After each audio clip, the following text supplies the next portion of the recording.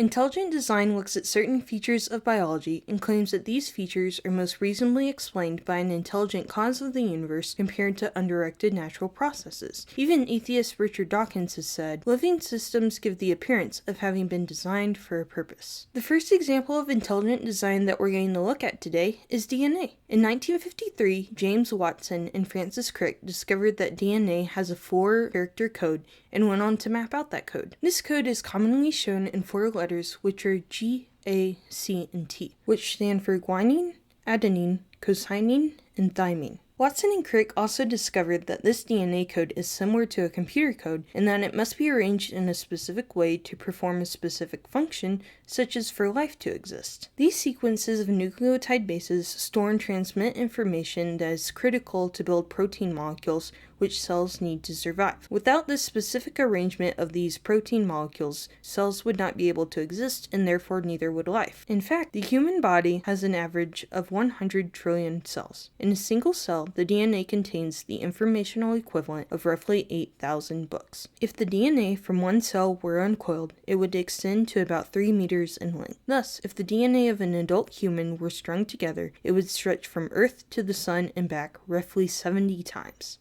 Knowing this, even skeptics admit the similarity between a computer code and DNA. In fact, atheist Richard Dawkins has said, the machine code of genes is uncannily computer-like. Also, atheist Bill Gates has said, DNA is like a computer program, but far, far more advanced than any software ever created. Francis Crick, who used to be an atheist but later became a Christian, has also said, biologists must constantly keep in mind that what they see was not designed, but evolved. Scientists admit that no theory of undirected chemical processes can adequately account for the origin of information in DNA that's needed to build even simple cells. However, they typically say that more research needs to be done to discover the origin of DNA. And while I would agree that more research should be done in this area, it's also important to note that intelligent agents are known to communicate through a code similar to what we see in DNA, such as what is found in computers. Since the code in DNA is significantly more complex than any computer code designed by humans, it's reasonable to believe that this code in DNA was designed by an intelligent designer who is much more powerful and intelligent than humans. Biochemist Fuzz Rana explains that human experience constantly teaches that information emanates from intelligence. Whether written in plain or elegant scripts, messages initiate in the mind. Similarly, information has become an integral part of modern technology. Designers and engineers routinely develop and refine information systems. Computer technologies, among many other developing innovations, fundamentally depend on such constructs. Over the last 40 years, biochemists have come to recognize that the cell's biological systems are also, at their essence, information-based. Proteins, DNA, and even oligosaccharides are information-rich molecules.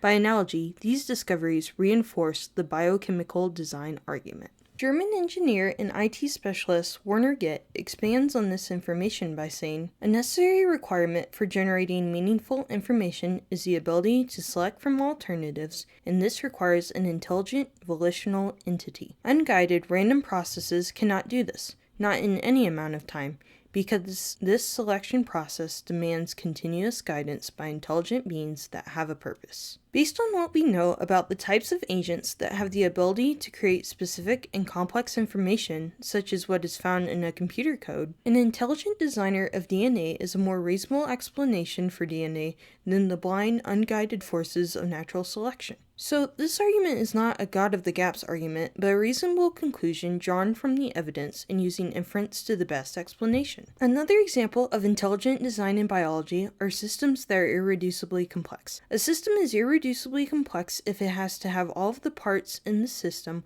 in working order in the right place at the right time in order to function as a whole. This means if you take away one part of the system, then the whole system will not function sufficiently. One example of this is a mousetrap, where if you take away the spring of a mousetrap, then the entire system will not sufficiently work towards the purpose of catching a mouse. However, all of the parts in an irreducibly complex system must appear in a way where they have a function together with the other parts of the system, but have no function apart from the system as a whole. This means there is no Darwinian way to explain how these pieces survive through the process of natural selection until they get assembled into a system that is fully functional. Even Darwin himself knew that irreducible complexity was a threat to his theory of evolution, and said, if it could be demonstrated that any complex organ existed which could not possibly have been formed by numerous successive slight changes, my theory would absolutely break down. One example of a system that's irreducibly complex and therefore breaks down Darwin's theory of evolution is the bacterial flagellum. The bacterial flagellum is a rotating engine that powers a whip-like tail of the bacterium to move the bacteria through liquid to track down its food supplies. It has a rotor, a stator, a drive shaft, U-joints, bushings, and bearings. By the way, this is what scientists call this part, not a car analogy. If even one part in this complex system was taken out, then the system as a whole would have no function and wouldn't be able to move the bacterium towards food, and therefore the cell would die. Intelligent design proponent Michael Behe summarized this finding and other examples of intelligent design by saying, the result of these cumulative efforts to investigate the cell,